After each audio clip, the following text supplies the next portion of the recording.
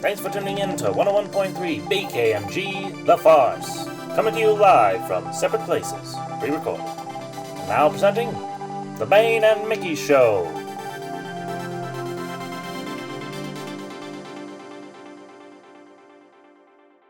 Welcome back, everybody, to the Bane and Mickey Show. It's the show.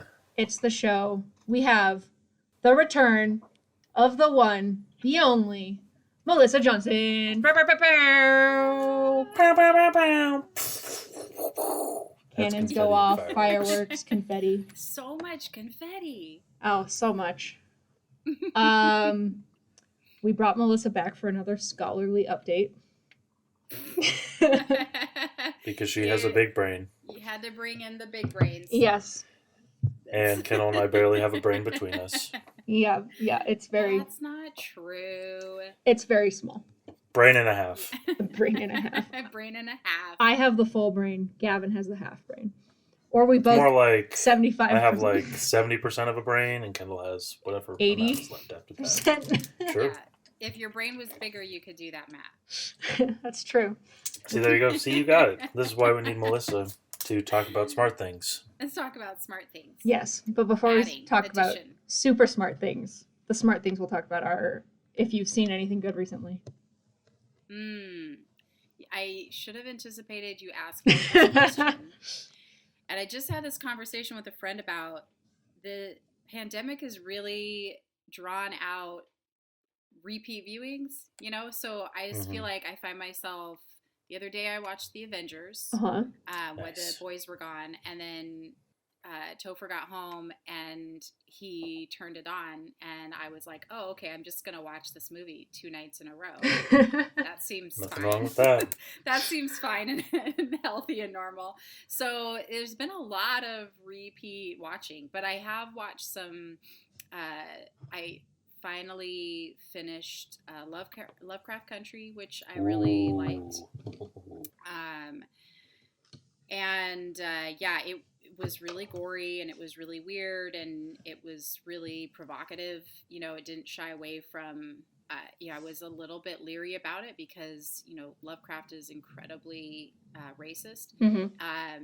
And it was really, really interesting to see the way in which they kind of grappled with that world and brought it into a more contemporary time period. Although all of the themes are relevant now as they were when Lovecraft was creating this world. So, these worlds. So but it was really interesting, and I liked it a lot.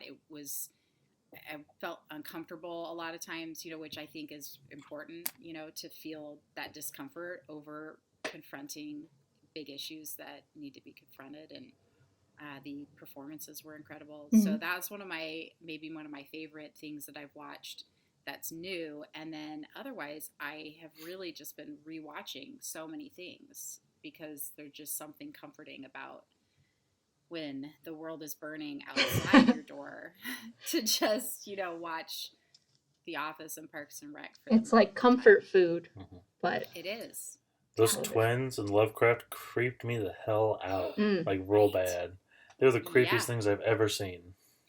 There were a lot of things that I just was like, what the fuck did I just see? But... Sorry, it was every week. I think it was good, yeah. I think that was part of what made it worth watching and so interesting, I think. There's a lot of scenes I could talk about, but maybe it would be that's a whole other podcast. It's a whole other thing. We'll do like 7 episodes just talking about love. Honestly. Talking about that. You could. Each episode you just break down and I mean, yeah. Gavin, what have you been watching? I watched some older movies. Like I watched National Treasures 1 and 2. Good stuff. 4 Christmases. I watched It's not Dirty Christmas Dancing time for the first anymore, Gavin. Because it was streaming. on Netflix. Yeah. And Kendall, I watched everything else. I'm running out of movies that aren't holiday themed. But I also watched Christmas Judas movie on Netflix. and the Black Messiah. Oh yeah, That was really good. That's I on my recommend that list. yeah. Yes. It's another one of those. How much of it is like legal proceedings, court stuff, and how much of it is like focusing on the? I would say 0. Oh, okay, okay. 1%. There's no court anything in this movie. There's a little bit stuff with like the FBI and Lakeith Stanfield's relationship with the FBI guy, Mhm. but there's not really any court stuff. Okay. It's all about kind of just like Lakeith and Daniel's relationship in the movie, and like kind of how he's feeling being basically a snitch. Cool. Mhm. Cool. Good stuff. That's so interesting. I watched. What about you, Kendall? I watched. The movie theater here has been doing their $5 like classic movies thing again, so I went and saw John Carpenter's The Thing, which was great. Once again, like the only person in the theater, it's fun. It's fine. It's like you rent, the whole thing they came up with where you can rent a movie theater. It's like that, except I don't have to pay $50 million. Except you just pay $5. Yeah. So that was great. It's really cool. I mean, obviously, I was not born in the 70s or 80s, as much as I wish. So it's cool to be able to see these movies in the theater when I wasn't around when they came out. Even though I have seen it, I've seen it before and whatever, but it's better, different.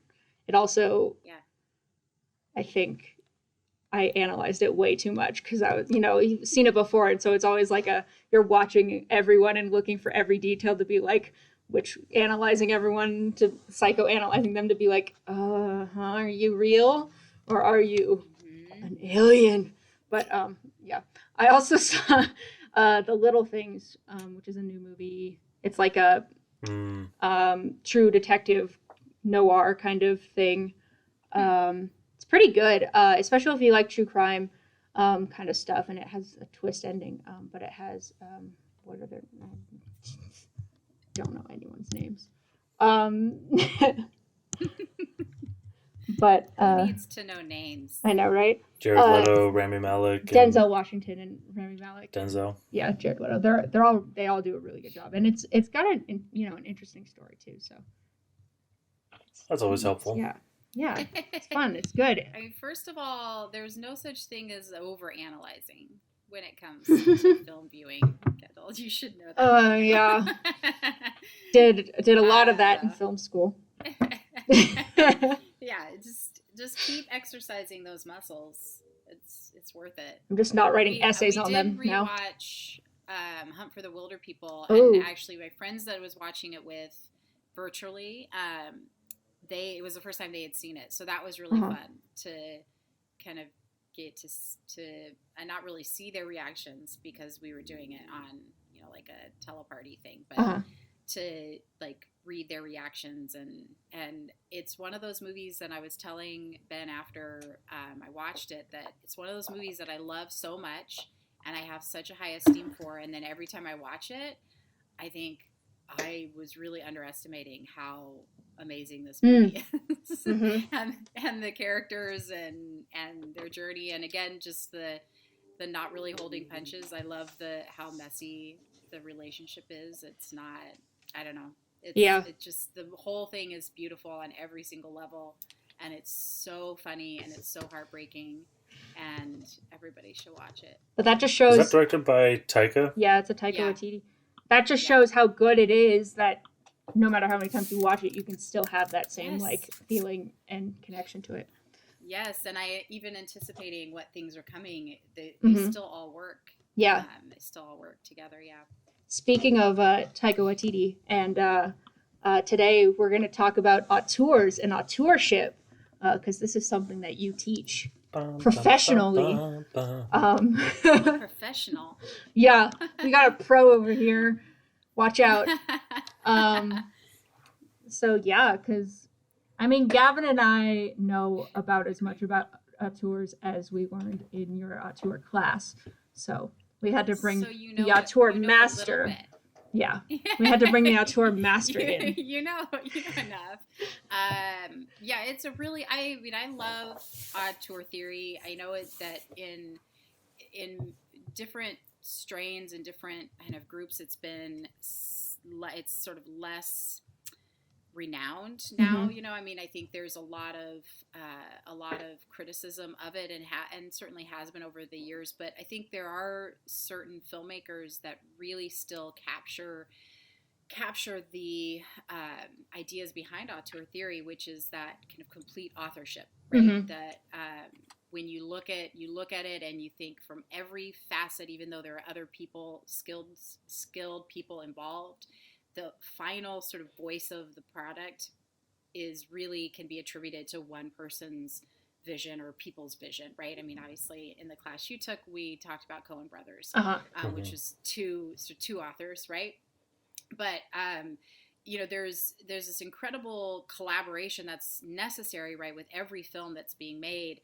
But when that collaboration is really geared towards what is this one filmmaker's vision and voice, and that's the thing that's going to ultimately be the strongest voice in the final film, then you really kind of get into that exciting realm of auteur. And yeah, Taika Waititi is an interesting example because he likes, like many auteurs before him and auteurs that predated that concept, at least in its articulation, writes and directs and stars and, puts his hands in all of these other elements as well. So it's almost impossible for filmmakers like that and, some of his, cinematic ancestors like Buster Keaton or Charlie Chaplin that have that same sort of level of involvement. Involvement sounds nicer than control. That same sort of involvement with every aspect of it. Keaton is a much better example of involvement in every aspect, and Chaplin's a much better example of control.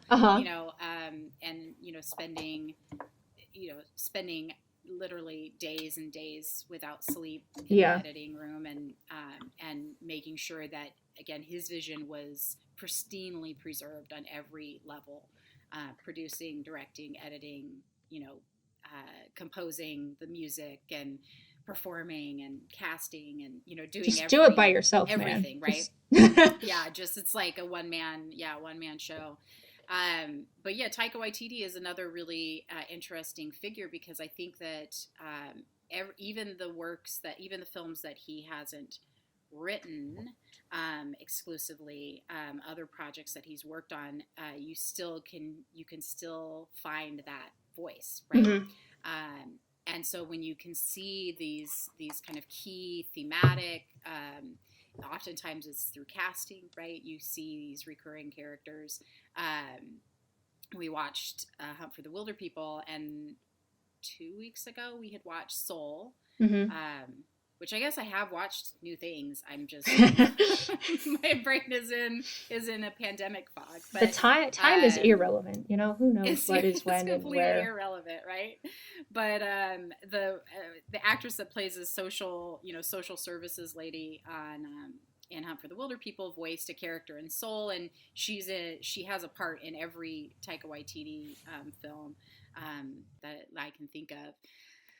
So there's those interesting recurring elements, right? Sometimes it's something as simple as a recurring cast of of actors, right? That you get to see these familiar faces, and that helps to kind of create this sense of familiarity and that sense of authorship and ownership, because you recognize them right away because, oh, these performers are in this, and we recognize them in association with this auteur. But yeah, I think his work really elevates a lot of that sort of New Zealand sensibility and that straddling of heartbreak and struggle and just pure blissful humor, right? That doesn't take itself seriously, which is something that's kind of really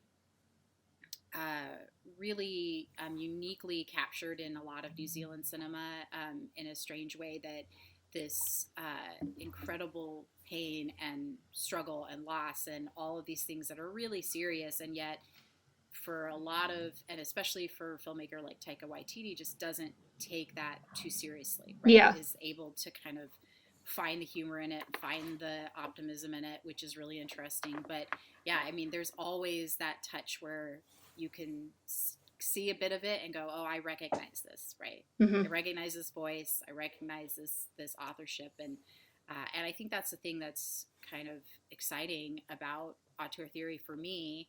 I was just thinking about that in relation to television series, right? Serialized media, and thinking that there's oftentimes you finish something and you just want to keep living with those characters, right? You want to just keep existing in that world. And auteur theory and auteurs in general kind of allow you to do that, right? Because even though the stories change and the characters change, the world changes, you can still sort of recognize that this is something familiar and consistent, right? Mm-hmm. That when you go to a particular film, what you're going to get. This is kind of a funny anecdote, but I was just reading this little blurb recently about the Garfield movie. Oh, boy! Because we're talking about prestige films, right? Uh-huh. No, yeah. Bill Murray claiming that he signed on to that film because he mistook it's directed by a Coen, but it's C-O-H-E-N, I think. Does he And really so think the Coen brothers would do Garfield, though? Would do a Garfield. I mean, in some ways that seems like an incredible kind of coup. Like unless it's like a character named Garfield that's not a cat, you know? Yeah. I almost would like to see it. Like, what would the Coen brothers have done with a live-action Garfield movie starring... More existential, I feel like. Way more existential. Yeah. Frances McDormand probably would have been normal. Baby Garfield is actually... It's just always Monday, and there's never hell, lasagna, you know? Yeah. But, in his... I think that it's kind of a silly example, but I think that idea that in going into that, he thought, well, I completely have confidence then in what this is going to be, right? Because I know what this filmmaker's voice is going to be because they're an auteur, not because you're thinking of how they work on set or how they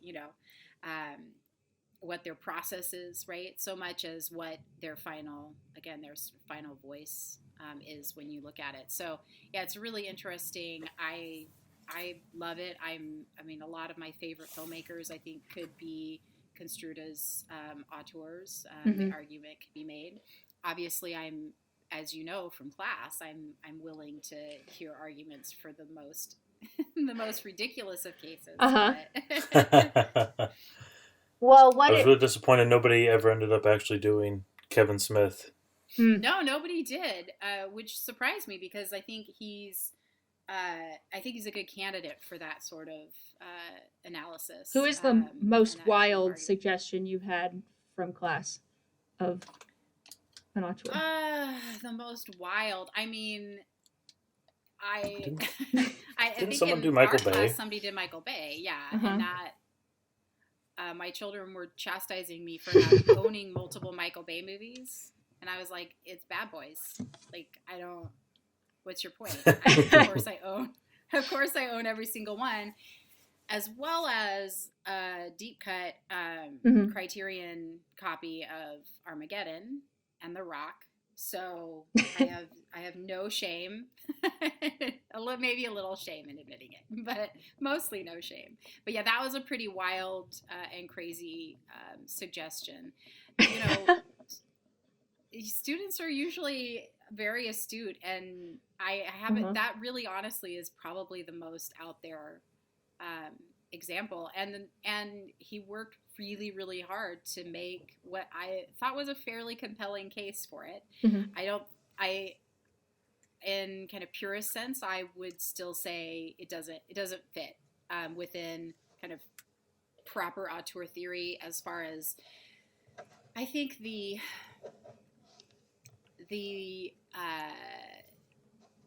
assumed elitism of it. Maybe that's a really ugly way of saying that, but there really is a sense of elevated cinema that's sort of necessary, right, in honoring the craft and in kind of repetitive themes. Not just lots of explosions. Not just the things that I think you can definitely say, oh, here are things you recognize right away as a Michael Bay film, but that there actually is more depth to that relationship between films, and to that recurring ideas, recurring themes, recurring character types, recurring actors and things like that. So he has, I mean, again, it was, I thought, the student wanted to challenge themselves, and I think wanted to challenge me as well. And I'm always up for that. So it turned out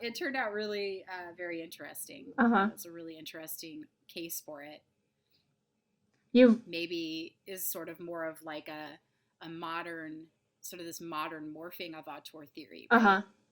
Yeah. Knock it down from its Truffaut, origins, and say, oh, actually, maybe it can get down in the muck with the rest of us, and be applied to Michael Bay. Oh my gosh, it you have kind of like touched on it, but is it possible to like define auteurship, or is it too broad of like a thing to be like, this is a succinct sentence that Webster's dictionary?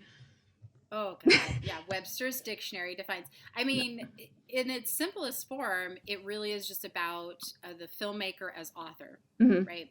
And that means that the story might be driven by somebody else, right? All of these other elements may be, again, contributed by somebody else, but ultimately the vision, the authorship is singular.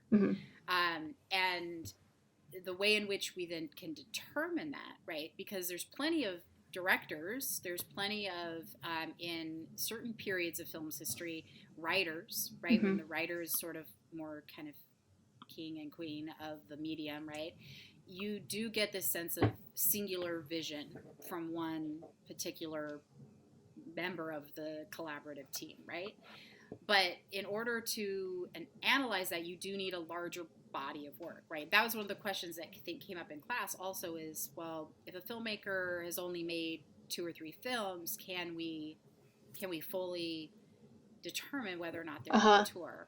I think that I remember bringing that up with Jordan Peele, because people were talking about him being an auteur, but he only has these 2 movies, films, I think, at the time. Yeah. And now he has like Twilight Zone, and he's making another movie, but yeah, and it is tricky, right? Because there isn't like a lot of things in film, there's sort of this like rule, but not really rules, So there isn't a specific number that early. You have to have 7 films. Theorizers were like, if you don't have this exact number of films to start with, we cannot say you're an auteur. You can't be part of our club. But there was this assumption that there would be at least a body of work to grapple with, right? Yeah. And I think, if you don't have at least 3 films, then it's really tough to see some sort of progression or some sort of connection and web that's being drawn between those films. But there's also, there's plenty of filmmakers that I think, you could kind of look at and say, oh, I can see already that they're planting those roots of, and I think again, Jordan Peele is one of those people, right? Where you can say, you can see he's already approaching his filmmaking like an auteur, right? Because he's making very clear this set of thematic elements that he's drawn to.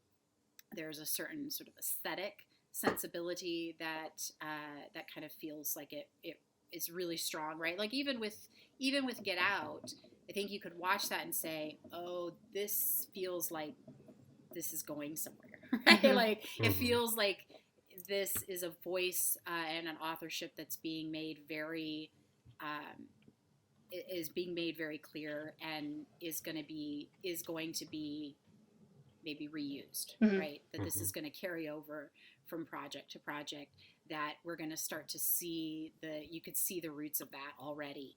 And then you add on the next film, and you add on the next film, and you can kind of be on the lookout for that. But I mean, it's really impossible to say on one, really with one film, whether or not a filmmaker's voice is really going to carry over and is going to be the strongest element, because you don't have anything to compare it to, right? Mhm. So yeah, I think there's this very simplistic kind of definition of what being an auteur is and what auteur theory is, but then the application of that is a much more maybe complex and complicated process. Yeah. But yeah, I mean, essentially you're looking at recurring elements, right? Recurring filmic elements, and that can be aesthetic, that can be thematic, that can be again through casting, it can be through character types, through certain types of narrative arcs, right? That you see this filmmaker drawn to, and kind of building up, and then you just sort of know, right? These are the things that are quintessentially this filmmaker, Mhm. right? These are the things that are quintessentially Kendall and quintessentially Gavin. Bad. Because Bad you can see it, right? You can see it from film to film. And that voice and that vision is the thing that becomes dominant, Mhm. right? So Well, I yeah, think it was. Sorry. No, go ahead. I think it was interesting because you brought up like shows and TV shows, Mhm. and I've been listening to the Scrubs podcast, and they were talking about Bill Lawrence, and he was a guest on one of them. But if you look at like the shows that he was like created and ran, like Scrubs, Cougar Town, Whiskey Cavalier, you see a lot of really similar like elements and character types Yeah. throughout all the shows that he's been doing. They're usually kind of just like a more typical setting, like the hospital, the suburbs, secret agents, but they have they're not as melodramatic Hmm. as they're normally portrayed to be. Yeah, Which I there's think is that kind like of element of interesting. mundality, right? That kind of taking the mundane and making it interesting. Finding the stories and the dramas and the like everyday life, even though, like, even though spies and espionage and hospitals and ERs are high stress and maybe lots of room for conflict. It kind of taking it into the like, what is the like everyday life of the people that exist in those worlds, right? And I think it's really interesting because I mean, auteur is a cinematic concept. It's a cinematic theory. It originated in that world. That's where it sort of has its defining characteristics, right? It's defined within and by the cinema. But I think it's really interesting to see how that could be applied to other mediums. And again, television, I think, is a great example of that, right? Because there have been, over the history of television, there have been these showrunners that really do have this sort of auteuristic vision, right? That not only in that, well, obviously they're running the show and that's great, and then they've been a showrunner on all these other programs, and they've maybe all been successful or have various degrees of success, but that they have their own sort of unique voice, right? That's driven by the rest of the creative team, or the time in which it's being produced. But there are those filmmakers that you really could take that auteur model and apply it to, and say, how do we see their voice as not only as the predominant voice within the show, but from show to show to show, you can see that this is still their work, right? They are still the author, and that authorship has a consistent voice from program to program. I love Michael Schur, and one of the things I've been working on recently is sort of that idea, is looking at some of his works and how there really are Yeah. these consistent thematic elements, the tone, the type of world, right? I mean, the way in which the world works, all those things that feel like, you know, he's sort of this small screen auteur in some ways. So yeah, it's an interesting thing. I mean, I'm not a super purist or super snob about it. You know, I mean, obviously I like to. Unless I it's think Michael that, Bay. Yeah. unless it's Michael Bay, then I just secretly binge The Rock and, you know, and don't tell anybody. No, but I think there's room for this sort of purity and this renown for theoretical concepts. But I think one of the things that's so beautiful about film, and arguably I would say about theory, is that it is able to stretch and to bend and to evolve. And one of the most interesting things, I mean, as we were joking about at the start of this, right, that you can't ever, there's never too much analysis, right, in my thinking. And so, you know, why lock yourself into, you know, as long as you're sort of acknowledging the limitations or the liberties that you're taking with a particular theory, I think it's really interesting to see how far can it go, and can we take this thing and fish out of water it into another context and say, how is it going to function now? How can we use this to look at other kind of other authors and other sort of voices and see how that works, and whether or not does it have to be a director? Does it have to be, you know, oftentimes those two, you know, auteur and director get sort of, you know, used interchangeably, and it's not an accurate, you know, interchangeable term or concept. But yeah, I think it's interesting to look at how the idea, the theory, the approach could be molded and taken up in another form as well. I mean, you were saying initially you could see authorship in a lot of writers. I think personally an argument could be made that you could see it in cinematographers, depending on who they're working with. Obviously directors is kind of like the go-to, but I also would be curious to see someone kind of like analyze or look into like actors, because you often see a lot of actors performing in similarly thematic films. Sometimes they are also producing or directing, like Taika Waititi, you know, as well as performing, but sometimes that's just what they go for in terms of getting cast, or what they're working with their agents, you know, to find.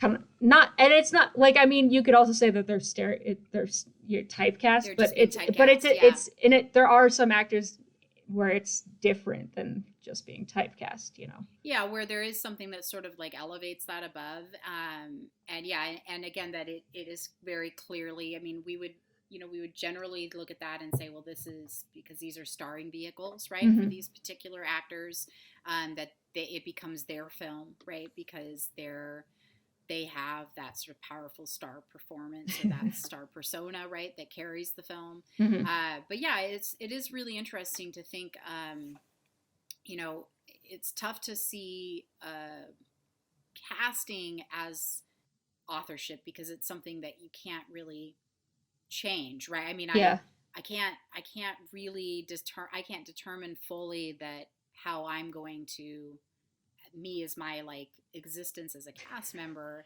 am going to sort of be a voice, right? Or author something, right? But at the same time, there's obviously a tremendous amount of power in being able to shape and drive a story, and the tone, the look, the feel of it, just purely based on who's cast in it. Right? And that is an important factor of determining an auteur as well. Sometimes because of the particular recurring cast, right? Because you go, oh, I expect that I'm going to see Leonardo DiCaprio in this film. I was just reading an article that was all like, oh, he's going to have to play sort of second fiddle to another leading actor, and what's that going to do? But I think that is really rooted in this expectation that we've come to expect from from this era of Scorsese's films, right? Yeah. Is that we expect that part of his voice, right, part of his authorship includes that familiar casting and what this performer is going to do with that role and how they're going to embody this auteur's voice. But yeah, I mean, and cinematography, yeah, is such an interesting thing too, right? Because it's obviously a lot of cinematographers are so adept at changing based on what the particular filmmaker wants, right? Uh-huh. What is their vision? But then there are those that you really can, it's a sort of like immediate that you could say, this feels familiar, right? I think this might be this cinematographer, and what does that contribute? Yeah. Well, I'm really fascinated too with that partnership, right? Yeah. That how each of those individual pieces become part of something bigger than themselves and even bigger than that particular film. Yeah. Especially when you're thinking about authorship, because the Coen brothers can't really function without their in the same way as auteurs without that cast that comes back, right? Without the cinematographer that comes back, without the editor that comes back, without the composer that comes back for a lot of their work. So there are those elements that on their own are less significant, but when they come together as a whole, they sort of elevate one figure above the rest. But that wouldn't happen. That couldn't exist without all of that. Well, yeah, I'm mentioning that, and that kind of like bringing in new people to an old cast makes me think of Wes Anderson's new film, The French Dispatch, bringing in Timothée Chalamet. You still have Saoirse Ronan and Tilda Swinton and like Owen Wilson, all these familiar faces, but Timothée Chalamet is playing the protagonist as far as we know. But he's a new member to this kind of decades old family of Anderson like characters. But isn't he a Wes Anderson cast? I mean, like he fits. Like he is just prime to exist in that world, right? Yeah, he still has all of these important characteristics of a character, of a cast, I would say, of a Wes Anderson film, right? His frame, his stature, his there's so many different things that feel like they fit, right? So yeah, it's really interesting because he's a new cast member. He's, like you say, this is his first Wes Anderson film, and yet there is still that element of familiarity in the cast, right? That he's not casting Kevin James, right, in that role. Oh boy. So I don't know why that was the first thing that came into my mind, but just what's the opposite of Timothée Chalamet, and I landed on Kevin James. But I think again, that is not something that you would immediately look at and go, yes, that is Wes Anderson. Yeah, it's like not out of character for Wes Anderson. Exactly. But, but it'll be interesting for sure. I also enjoy the fact that, I mean, as these actors grow older, you need a 20-something-year-old character. Owen Wilson can't play that. He can't do that anymore. Yeah. So having to find, I feel like he'd crush it. Having to find these new faces to kind of welcome into the thing, and it's great to see Saoirse Ronan return as well. Also as kind of one of those younger faces brought into his and world. again was sort of a new face, and yeah, I think that again, looking at earlier examples like Charlie Chaplin, who does have some recurring performers, but for the most part, he just sort of has recurring types, right? It's just Charlie. The movie's just about Charlie. You know that, right? It's just about him anyway. Literally everything is about him. It's so incredibly. But those similar characters. Yeah. But there are types, right?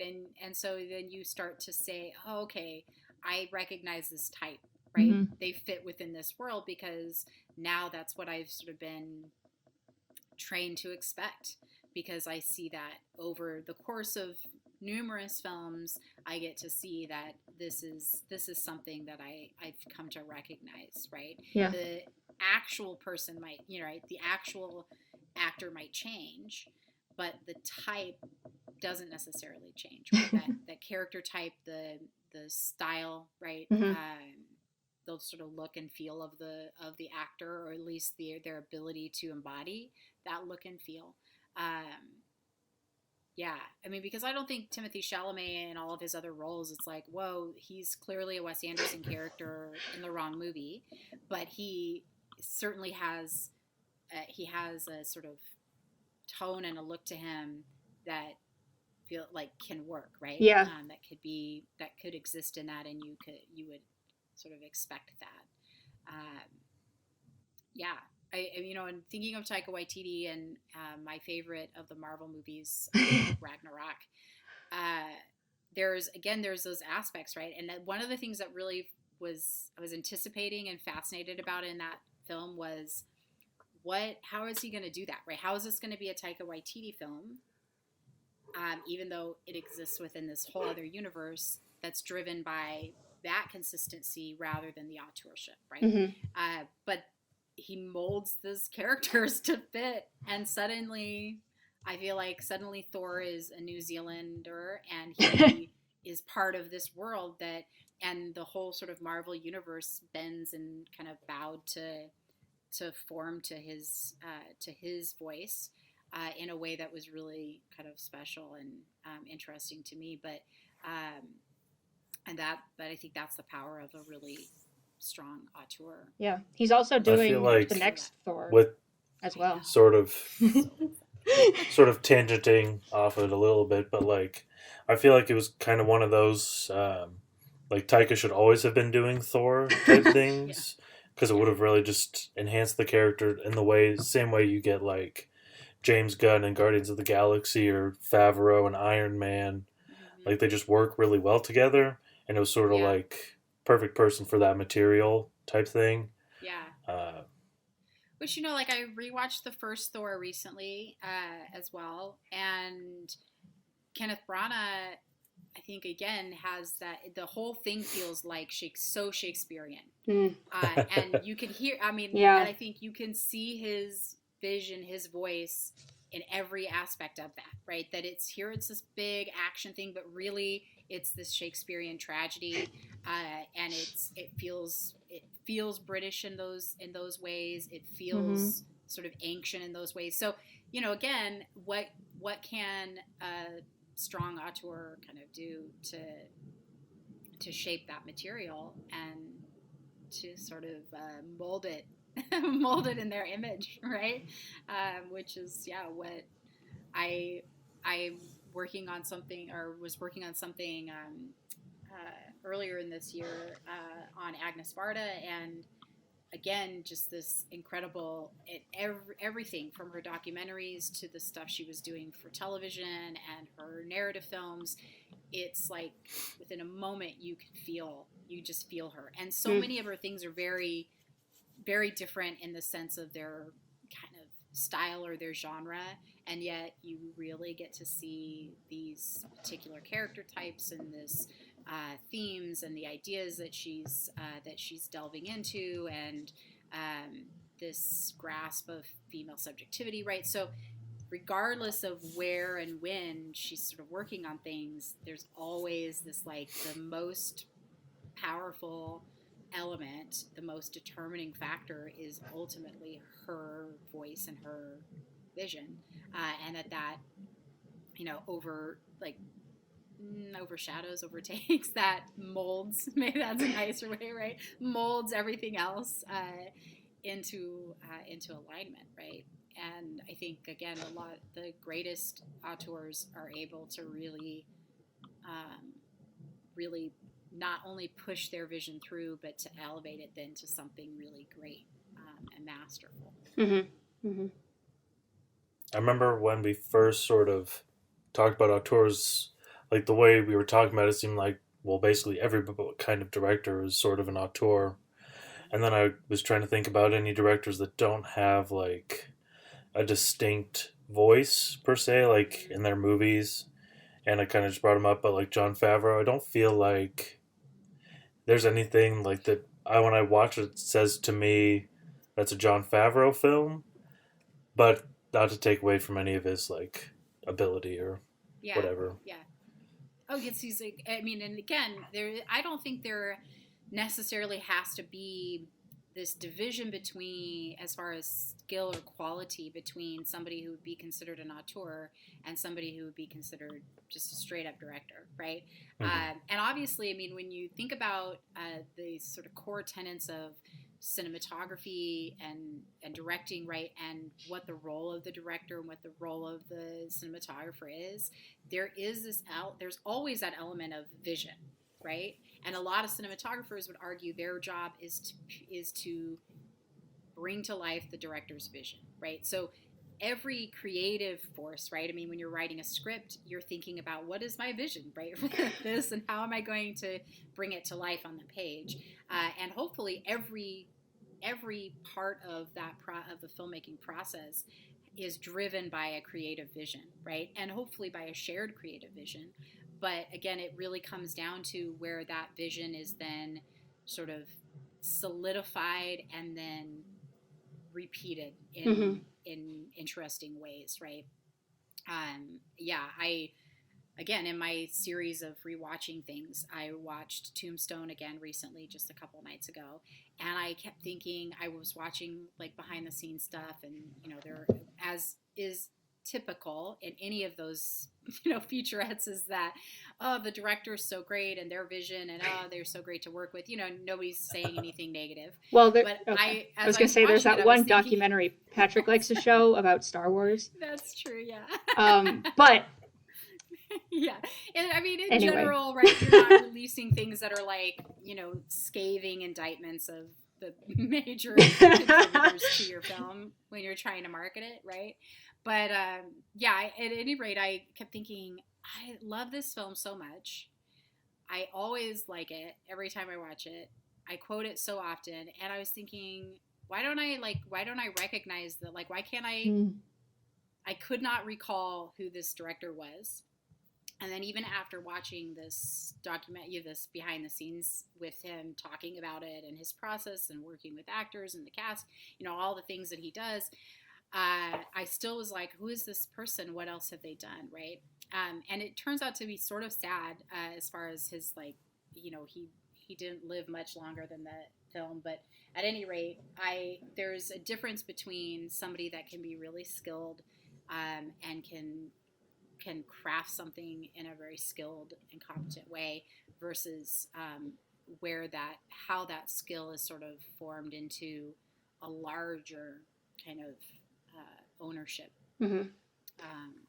It is distinctive, right? But it is also a little bit deceptive, like you're saying, Gavin, because I think superficially you could say, well, obviously that could be anybody, not only any director, but almost any filmmaker. You could say, well, obviously they authored this, they're the actual sort of authors, they wrote this story, or they directed this story, they visualized this story, so why can't they be an auteur? But and it's not that they can't, it's just sort of like the next level of it. There's like wants to directs well, auteur. Yeah, I sort of did that backwards, but you get the idea. Well, and I think also, there are directors who just, their work is so just vastly distinct from project to project, right? And almost in the same way that you would see like a character actor, right? A chameleon actors, that they just disappear into different forms in every single, right? And there are directors that exist that are able to just take on and capture totally unique voice from picture to picture, right? So again, I don't think it's necessarily a lack of skill. It's just a different type of approach and a different type of skill. And I think for some filmmakers, there really is this, not, I don't think in a limiting way, but just in this sort of clarity of vision and the power of that vision and that voice that says, but this is the kind of thing I want to make again and again and again. Yeah. But it also takes a tremendous amount of skill to be able to do that and have it feel like it's its own unique thing, right? That you aren't just watching the same movie over and over and over again, even though, and you know, when we were, in class, there's that potential to sort of feel that. For me, at least, it's like, okay, well, here's the list of, right? I mean, I think at the beginning of our Coen Brothers class, we kind of compiled this list of, these are the things we expect to see that make them auteurs, right? So then every movie is like, okay, well, it has all these things, right? Check. It is its own thing, right? I mean, Inside Llewyn Davis is a very different movie from Barton Fink, and yet it is very clearly still evidence of their authorship on both of those films and on the rest of their kind of career. So, yeah, it's an interesting. I could talk about it obviously forever. I've always been interested or curious how much of the auteur theory is like natural, like, oh, this is just what I do. This is what I like. This is how it's just gonna happen. It's just gonna happen. And how much of it is like, I want to do that. You know, I want to have this kind of, I want people to think this of me. And then also, like, after you have it enough, how much of it is like forced expectations from the audience of like, if we don't see Owen Wilson in this Wes Anderson film, I'm not paying for it. I'm not going to go see it. You know, so it's like. Right. I mean, that's my general movie philosophy. Like, I don't see a movie that is not associated with Owen Wilson. If it doesn't have like, Owen if I don't Wilson, get a Wow. it's no good. I won't That's get the out of difference bed between for 5 and anything 0 less stars. than Owen Wilson. Right.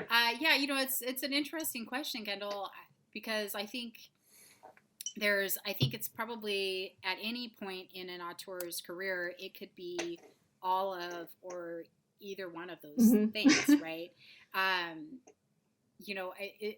Buster Keaton again is an interesting example because at some point before the term was sort of coined and being applied as a theory within cinema, we have Buster Keaton existing and kind of paving the way for what an auteur is, and certainly paving the way for auteurs like Wes Anderson. But there, at some point in his career, his authorship was intentionally stunted and taken from him, right? Mm-hmm. So what he had spent and had intentionally built and crafted in building his production company and in producing and directing and choreographing the stunts and casting and all those things that he did, at some point that was co-opted by another production company that bought him out, and then essentially we're like, great, now you get to be a performing monkey, right? Now you get to do your shtick again and again and again in the way that we envision it, and you lose a lot of the sort of organic and maybe more natural elements of his voice, of his authorship, is lost or at the very least is diminished and sort of tarnished in those later films because you are sort of attempting to almost like plugging things into an automated system, right? Yeah. It's like, okay, we've got all these elements. So clearly, if we have all these elements that made him a great auteur, like forced recreation, kind of, we can just plug all those into a new machine, and it's going to produce the same kind of stuff, right? But it does sort of lose that. So I think there has to always be an element of the kind of natural and intentional, because without it, then you're just creating a formula, and then it becomes formulaic cinema rather than this kind of elevated element of authorship, right? Because I think anybody can plug in some key elements, create a formula, and just repeat it again and again and again and again and again, right? But that doesn't necessarily make for good cinema. You know what I mean? So what is it then that draws us to the theater again and again and again to watch these films that we know are going to have these same elements, but they don't feel formulaic. They feel Mm-hmm.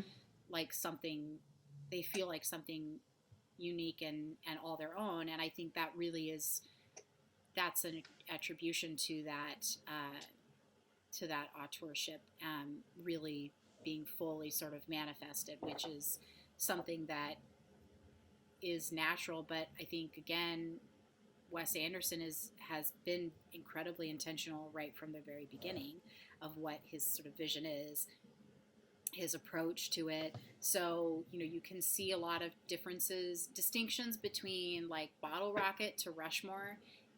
It is this huge leap in his sort of process and in his voice, but you can still see these intentional elements that were there when they had no money, and were just they were just trying to get by, right? Yeah. So when you have a bunch of nobodies cast and you have no money to produce it, and you're shooting at these really cheap, low scale locations, and then there's still those elements though that you can see that, and then looking at his process, there was still those very clear aspects of what was going to become his authorship, right? Mm-hmm. His authorship.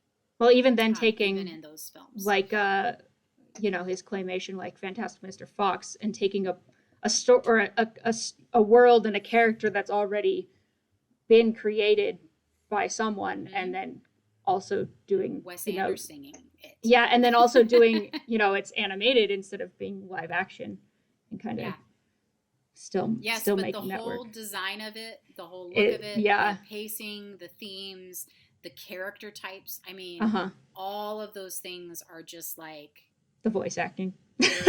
They're totally right. The casting, all of those things still allow that to become. It takes this world that is already established and puts it into Wes Anderson's world, and it gets filtered through that. So then, every part of it, even the way that it's shot, the way that it's animated is still sort of reflective of his same style, that kind of storybook, sort of photographic style, right? Yeah. That all still exists there, right? The listing of things. One of my favorite little bits recently was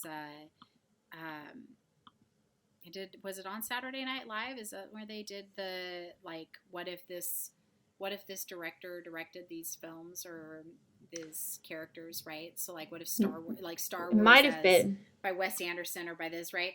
But I think it's just really interesting to think about. I think that maybe SNL did one where it was like Wes Anderson directing a horror film.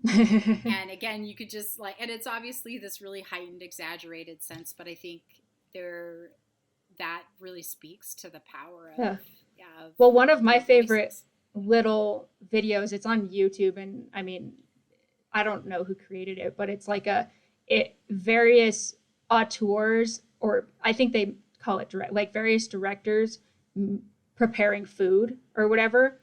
And so, Wes Anderson's is very pristine, and there's a plate, and then all these everything is separated, cuts into and then Michael Bay is like an egg exploding into a pan and flour shooting everywhere, and it's very differentiated, but it captures that authorship very well. You immediately know, even if the title wasn't there or the names weren't there, you'd be able to call out. Yeah, you go, oh, I know whose this is. Yes. And again, it's silly and it's hyperbolic and it's, ridiculous. And yet it does, like you say, it does speak to that. It really captures what underneath all of that is something that is really powerful and sustaining, right? Mm-hmm. But, I always think too of Jane Campion is one of my favorite / least favorite. Her movies make me feel so unhappy and uncomfortable, but within moments, I mean, literally within a minute, nothing's happened, no dialogue,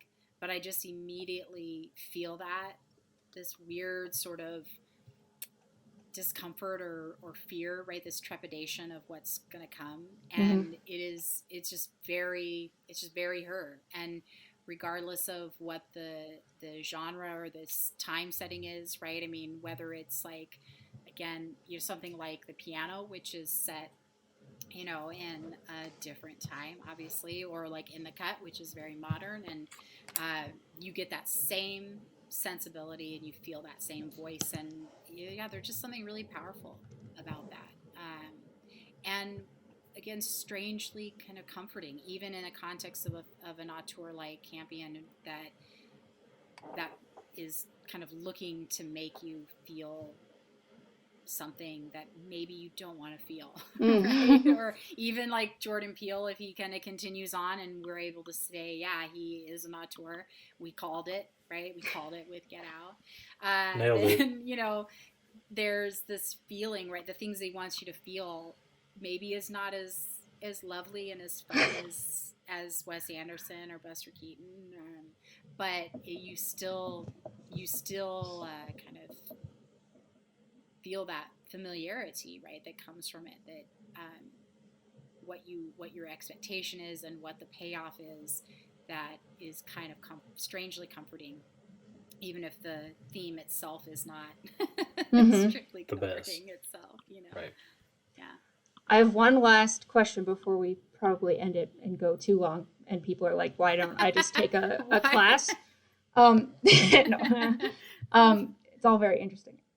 But in terms of like young filmmakers, or like, I think this came up with Jack and I at some point, of like, do you see an authorship in your own work, or like if you're coming into the industry, like, should you be, if you see these familiar themes, should you be striving to continue those, or just kind of let them be natural? Like, I know like a lot of the stuff Jack and I make over with our Toxic Chainsaw brand is like, it's branded and we kind of like give it that thing. And then if we're like, well, this doesn't really fit, then it's like, well, I'll just make it under my name, or, like, what do you have a suggestion, or like a what should young filmmakers be doing? I mean, I think that in general, my approach is always to sort of nurture and develop your own voice, whether that is the voice of this particular script or this particular film, or whether they're your sort of overarching voice, right? So, Jack is an interesting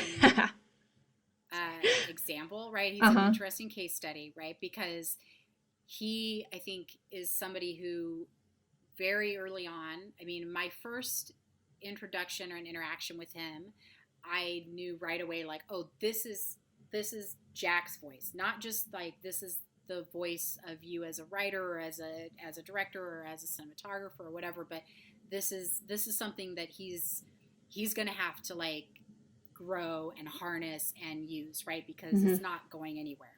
So I think on the one hand, I would say lean into your natural instincts, right? And develop those, shape those into what the kind of best versions of that they can be, right? And sometimes I think filmmakers, creative types, right, do have kind of a unique style. They have a unique voice already. And so, the part of leaning into that and developing that is going to be determining, how can I develop this into something that's sustainable and repeatable, right? How can I use this and still grapple? I want to grapple with these themes. I have a particular sort of aesthetic vision in mind that I want to see, and I want to, develop in all these different forms, but I'm driven by those same sort of overarching things.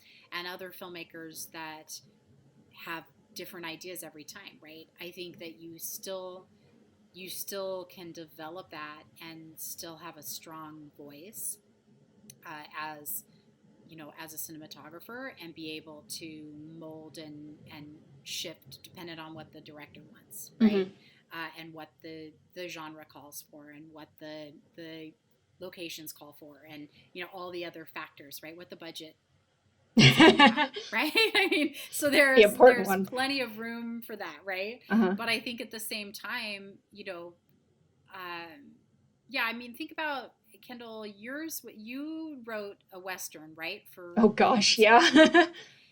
And a big part of that, right, was thinking about, well, could this be produced here? Could it be produced with no budget, right? And how is it going to work in a small, something that kind of requires an epic scale? How do you write that in a short, less than 10-minute, story? Mm-hmm. And so I think at every stage of your development as filmmakers, there's going to be that point of how am I kind of, I hate the word compromising, but really that's what it is, right? How am I going to compromise my ideas, my vision with what I'm able to do in this context, right? Mm-hmm. And so I think at every step, if you think I really want to be an auteur, in some ways I think you're going to run the risk of becoming formulaic. But if you have a sense of, I really want to be a filmmaker that tells these types of stories, I really want to grapple with these themes, and I want to do that for the rest of my career.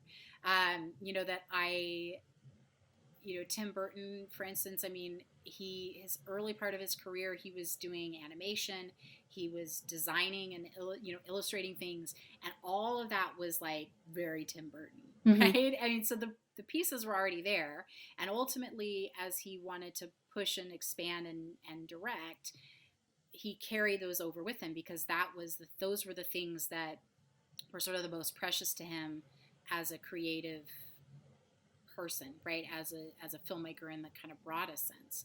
So I guess my suggestion would just be to really nurture and perfect your own voice and your own unique skills and vision, and allow the other stuff to sort of organically happen. I don't mm-hmm. think there's anything wrong with having a particular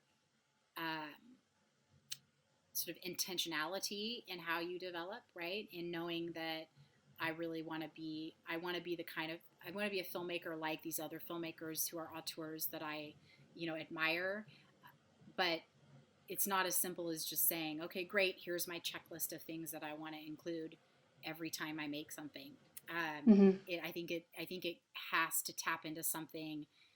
I think it has to tap into something on a deeper, more sort of natural level, which is that it speaks to you and who you are as an author, right? As a creator, is there something that really is overwhelmingly present in your way of thinking? And I think it's interesting the way in which you've sort of branded the products as producers, right? That you create this sort of brand, right? That, I don't really want to compare you to Jerry Bruckheimer. I don't know why, but that you kind of get this sense of like all these other different people can direct and write this, but if it doesn't have that sort of toxic chainsaw thing, right, it isn't going to fit there. And that's just the way it is in every aspect of filmmaking, right? Where is this going to fit? Where's the best home for this? And mm-hmm. I think then it's about kind of reversing that as an auteur and thinking, if you're intentionally wanting to pursue that, is thinking, kind of what's that thing, right? Like instead of where do you fit, it's like what fits kind of within my home, right? As an author, as opposed to where does my story or my vision or my skills as an editor fit, right? What genre, what company, what producer, mm-hmm. What collaborators, and instead it's kind of in the inverse of that, right? And what things are going to fit within me as the primary kind of voice for it. Great. That's my this characteristic. Is advice from a professional answer. Here. You're welcome. All right, shall we do a random topics? Do we have any from the Twitters or Instagrams? Not as of late. From the Twitters? Wow.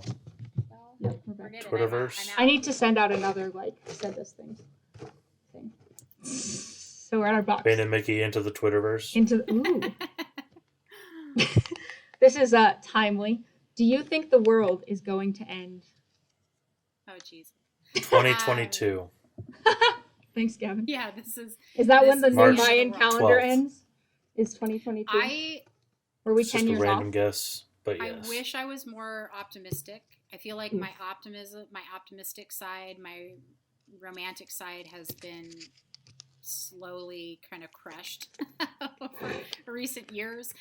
But I do think the world as we know it is, I think it not only is it ending, I think it's ended. And we just haven't caught up to accepting that, you know, that I think that I don't think there's any sort of going back to sort of how things were. I think we're in like a totally different, realm. And if we don't stop denying, you know, science and climate change, then there's literally not going to be a world. You know, if we don't accept the changes that, you know, a global pandemic has on us, that, you know, other things like the fact that we can do this, right? That we can be connecting from different parts of the country. And have you seen the snow conspiracy theory that's going around? Oh my gosh, I did just see this. Melissa, have you seen it? And it just further deteriorates my faith in humanity. It really, on an existentially crushing level, I have to limit my exposure to things like that. That's fair, yeah. I see it, and then I'm just like, no, turn away, look away. This will destroy any shred you have left. You know? Any faith. It's pretty bad. Any faith. I agree, though, that, you know, things are going to change. And I mean, like, however back to normal or whatever you want to say, things will go, our mindsets will always be different. The way we think about things, the way we go about things. There's plenty of, like, health code related things where people are like, oh, I'm never doing that again. Where you just think differently, or all these, like, subconscious things are now conscious, and so it definitely changes how things are going about. As for the world itself, I agree that the planet has a limited time, and unless we find some life on Mars, which they did just launch or the I know the thing landed, and it landed to go find some stuff. So actually. it is pretty exciting, but you know, let's not ruin another planet, but like we're not done ruining this one. Ruin this Oh one my first, gosh. and then you can finish go killing on. this one. You know, move on. if our world has to end in order for Star Trek to happen, I think I'm a little okay with it. You're okay but, with it? Okay. You know. Yeah. I mean, Star Trek takes place in like 21 something. So well, doesn't like the 100 years first away? I thought the first film was like 2050. I don't know. Doesn't matter. Point is, My dad's Your gonna yell point at me if I got that wrong. So Doesn't matter. I might get just don't cut let out him listen to that part. Yeah, honestly. Next, Distraction! I have one last one because I thought it was funny. And then they never made an episode. Again. And again is in like big letters. So it's really important. Also, I think I wrote this. Yep, 25, we're done. Thanks for listening to the Bane and Mickey Bye-bye. Show. Melissa, you've been our guest on our last and final podcast. It was good talking to y'all. We made a really whole honored quarter's worth. to have burned it all to the ground. But then also you get the honor of being the last guest ever. That's right. That is a big honor. Yeah. One I do not take lightly. I don't It's think good we're to at talk that. to you both. Yeah. See your faces. I know people can't see our faces. I know. When they listen to the podcast, but It's great. It doesn't matter. it's a real Who cares about loss for them I know. to get to see your I don't know if I'd say that. I feel like At least they're not fine to be able to seeing see my Kendall's face. face. Oh, I was gonna say Gavin's the one they don't want to see, but I was going to say that too. I was going to agree with Well, Kendall. that's what I was implying, right? Is Oh, that the real loss is that they can't see your they face. can't see. Oh, they Nobody don't care. cares Okay. about the others. Oh, God. Well, thank you for coming back on. It's always enjoyable. And intellectual. Yeah, and intellectual. Hopefully, we can have you back on for more subjects and topics More and things big and fun. brained, smart Yeah. stuff. We'll start Professor Smart Brain. I was gonna say we'll start a Melissa podcast, but Professor Smart Brain. I think that's the title right there. That's the title. I was gonna say something like Melissa moves But also online don't or sue us whatever. because but that's Parks and Rec. I'm gonna put that on all of my business cards now. Professor Smartbrain. That's just gonna be my moniker. Yeah, do you know where Well, be Professor careful. That's from Parks Smartbrain's and Rec, class so you is? might I get can't sued. find this. I can't find it. Yeah. It's not in the directory. And always great to get more of your knowledge from you while we're after not being students anymore. We can still After this is all free. You gotta get it You somehow. have to pay for this. Oh my god. Although until you get my bill in the mail. Oh shoot. Oh, I threw that out. Was I supposed to my keep it? podcast appearance fee. Did you It not went get into the that in my special. It went into the No, I got special it. file folder, like in the office. Where's my bowl of Skittles? I thought I was getting Skittles. Oh, that's on its way. Oh, I ate those. Gavin ate them. That was not part of the writer. Well, if you'd been on the podcast last week. Oh no. Yeah, they went bad. They were gonna go bad. You have to eat them once. And they're then over. we Exactly. told Topher it was okay.